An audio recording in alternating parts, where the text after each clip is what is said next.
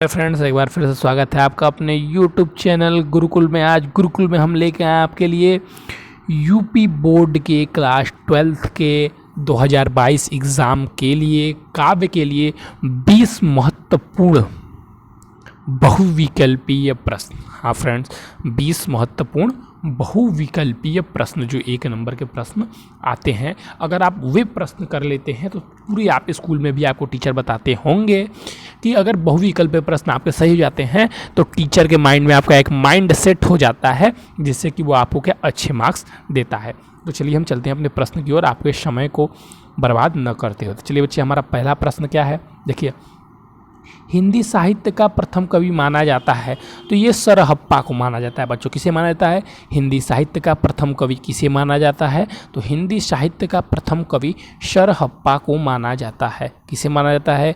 हिंदी साहित्य का प्रथम कवि सरहप्पा को माना जाता है। नई कविता युग की रचना, नई कविता युग की रचना किसने की थी? तो खुशबू के नई कविता युग की रचना है कौन सी है? तो खुशबू के शिलालेख नई कविता युग की रचना है। खुशबू के शिलालेख किस युग की रचना है? तो खुशबू के शिलालेख नई कविता युग की रचना है। तार सप्तक का प्रकाशन कब हुआ था? तो तार सप्तक का प्रकाशन बच्चों 1943 ईस्वी में हुआ था। तार सप्तक का प्रकाशन कब हुआ था? तार सप्तक का प्रकाशन 1943 ईस्वी में हुआ था। भारतेंदु हरिश्चंद्र द्वारा प्रकाशित पत्रिका है, तो भारतेंदु हरिश्चंद्र जी द्वारा प्रकाशित पत्रिका कौन सी है? तो हम जानते हैं कि भारतेंदु हरिश्चंद्र जी द्वारा प्रकाशित पत्रिका कवि वचन सुधा है। कवि वचन सुधा किसके द्वारा प्रकाशित पत्रिका है? तो भारतेंदु हरिश्चंद्र जी द्वारा प्रकाशित पत्रिका है। और रीतिकाल की सविधिक महत्वपूर्ण प्रवृत्ति है। अब रीतिकाल की महत्वपूर्ण प्रवृत्ति कौन सी है? तो 2-3 ठो है, लेकिन सिंगारिता क्या है? सबसे महत्वपूर्ण प्रवृत्ति है। किसकी? रीतिकाल की। रीतिकाल की सबसे महत्वपूर्ण प्रवृत्ति कौन सी है? तो सिंगारिता। ठीक है बच्चों, सिंगारिता क्या है? सबसे महत्वपूर्ण प्रवृत्ति है। तो चलिए अब इसका आप स्क्रीनशॉट भी ले लीजिएगा इस पेज का। और मैं एक बच्चों आपको बात फिर से बता दे रहा हूँ कि यहाँ पर आपको जितने भी क्वेश्चन कराए जाते हैं, ये आप पूरे 20 साल के पेपर ढूंढ जाएंगे, सॉल्व करेंगे, तब भी आपसे 20 साल के प्रीवियस ईयर क्वेश्चन सॉल्व हो जाएंगे, क्योंकि ये सारे प्रश्न वहाँ से भी उठाए गए हैं।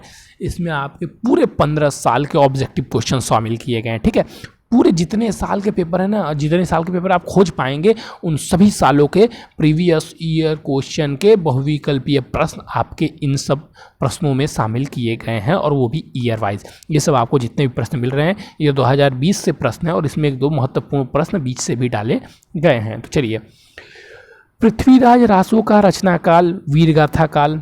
पृथ्वीराज रासो किस में रचना हुई थी? तो वीरगाथा काल में पृथ्वीराज रासो की रचना हुई थी। ज्ञानाश्रयी शाखा के प्रमुख कवि कबीरदास जी, हम लोग जानते ही हैं। 2 शाखा है ना, ज्ञानाश्रयी है, भक्ति काल की 2 शाखाएं हैं, ज्ञानाश्रयी एक रामाश्रयी। ठीक है, नहीं, एक ज्ञानाश्रय एक प्रेमाश्रय, पहले कृष्णाश्रय और एक रामाश्रय है, फिर उसमें एक ज्ञानाश्रय और एक प्रेमाश्रय है। तो कबीरदास जी किसके हैं? ज्ञानाश्रयी शाखा के कवि हैं। कामायनी के प्रथम सर्ग का नाम है, तो कामायनी के प्रथम सर्ग का नाम चिंता है। ये 100% आपके में भी आएगा। ये बहुत इंपॉर्टेंट क्वेश्चन है, इसको लिख लीजिएगा, बहुत ज़्यादा ही आया है, बहुत ज़्यादा। बार बार इसको टिक कर लीजिए, IMPP।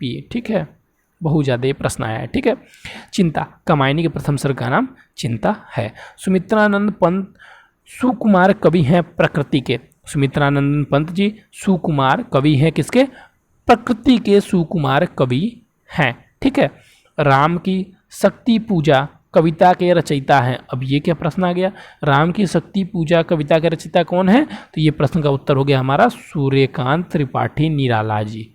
सूर्यकांत त्रिपाठी निराला जी, सूर्यकांत त्रिपाठी। राम की शक्ति पूजा कविता के रचयिता कौन है? तो सूर्यकांत त्रिपाठी निराला जी हैं। चलिए बच्चे, हम नेक्स्ट क्वेश्चन की ओर बढ़ते हैं। विनय पत्रिका किस काल की रचना है? तो भक्ति काल की।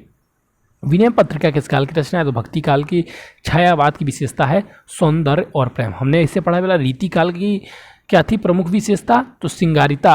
और छायावादी काल की विशेषता क्या है? तो सौंदर्य और प्रेम। निम्नलिखित में से हरिऔध की रचना नहीं है, तो अनद हरिऔध की रचना नहीं है, मैथिली शरण गुप्त की रचना है। किसकी है? मैथिली शरण गुप्त जी की रचना है। किसकी रचना है? और अनद मैथिली शरण गुप्त जी की ये रचना है। मैथिली शरण गुप्त की रचना है। ठीक है, मैथिली शरण गुप्त की रचना है। निम्नलिखित में से एक चंपू काव्य है, तो यशोधरा एक चंपू काव्य है, अष्टछाप कवि नहीं है। ईश्वरदास एक अष्टछाप कवि नहीं है। चलिए नेक्स्ट क्वेश्चन पे हम आते हैं। हिंदी का प्रथम कहा महाकाव्य माना जाता है, तो पृथ्वीराज रासो को हिंदी का प्रथम महाकाव्य माना जाता है, जिसके लेखक चंद्रबरदाई जी हैं। छायावाद की विशेषता है सौंदर्य और प्रेम। ये देखिए प्रश्न हमसे भी गलती से रिपीट हो गया, सोचिए कितनी बार रिपीट हुआ होगा, ये बहुत बार रिपीट हुआ है, बहुत बार। इसको इम्पोर्टेंट आप लगा दीजिएगा। रामधारी सिंह दिनकर की रचना है परशुराम की प्रतीक्षा। परशुराम की प्रतीक्षा किसकी रचना है? रामधारी सिंह दिनकर की। देखिए परशुराम किस युग के किस में आए थे? तो परशुराम जी आए थे जब राम जी बाण तोड़ रहे थे, तो यहाँ से याद कर लीजिए रामधारी सिंह दिनकर परशुराम।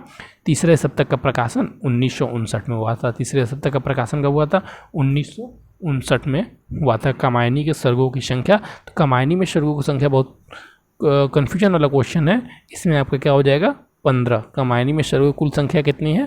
तो 15 है। ठीक है, चलिए फ्रेंड्स, तो जाते जाते आप हमारे चैनल को सब्सक्राइब जरूर से कर दीजिएगा, क्योंकि हमने आपके लिए नोट्स भी बना रहे हैं, मेहनत कर रहे हैं और आपके साथ लगे हुए हैं और लास्ट तक लगे रहेंगे।